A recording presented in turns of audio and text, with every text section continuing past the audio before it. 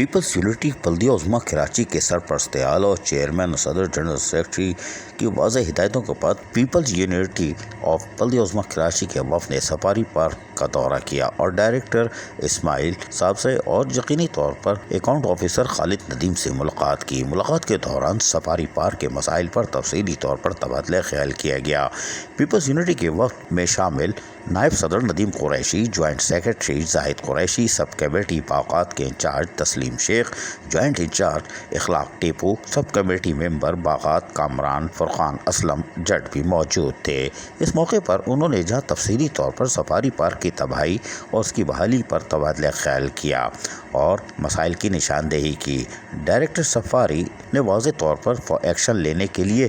موقع پر ہی ہدایتیں جاری کی اور کہا کہ مسائل کو حل کیا جائے گا، اس لیے کہ سفاری پارک بلدیہ عظمیٰ کراچی کا ایک پرانا پارک ہے اور اس کی یقیناً نیک نامی ہم چاہتے ہیں۔ جبکہ ڈپٹی ڈائریکٹر آصف اور اکاؤنٹ آفیسر خالد ندیم نے بھی کہا کہ ہم سفاری پارک کو مزید بہتر سے بہتر بنانے کے لیے عملی اقدامات کی طرف جا رہے ہیں۔ تاہم پیپلز یونٹی وفد کے نائب صدر ندیم قریشی اور جوائنٹ سیکرٹری زاہد قریشی اور دیگر نے یقینی طور پر جہاں باتوں کو غور سے سنا وہیں واضح طور پر ان کو بتا دیا کہ بلدیہ عظمیٰ کراچی کے چاہے وہ کراچی چڑیا گھر ہو یا سفاری پارک ہو، یہاں آنے والے خواتین، بچوں اور بزرگوں کو سستی تفریح کی فراہمی کا سلسلہ جہاں جاری رہے گا، وہیں ان کی حفاظت کے لیے بھی جہاں سٹی وارڈن موجود ہوتے ہیں وہیں سفاری پارک اپنی بھی انتظامیہ کو حرکت میں لائے تاکہ آنے والے لوگوں کو ایک بہتر ماحول ماضی کی طرف فراہم کیا جا سکے، نہ کہ سفاری پارک کی بدنامی سے بلدیہ عظمیٰ کراچی کی نیک نامی خراب ہو۔ اس موقع پر سفاری پارک کی انتظامیہ نے پیپلز یونٹی کے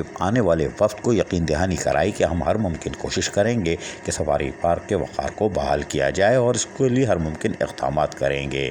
عزیز عارف، KBS بلدیہ نیوز کراچی۔ ایسی ہی خوبصورت ویڈیوز فیوچر میں حاصل کرنے کے لیے ریڈ بٹن پر کلک کر کے اور بیل آئیکن کو پریس کر کے ہم سب کے سبسکرائبر بننا مت بھولیے۔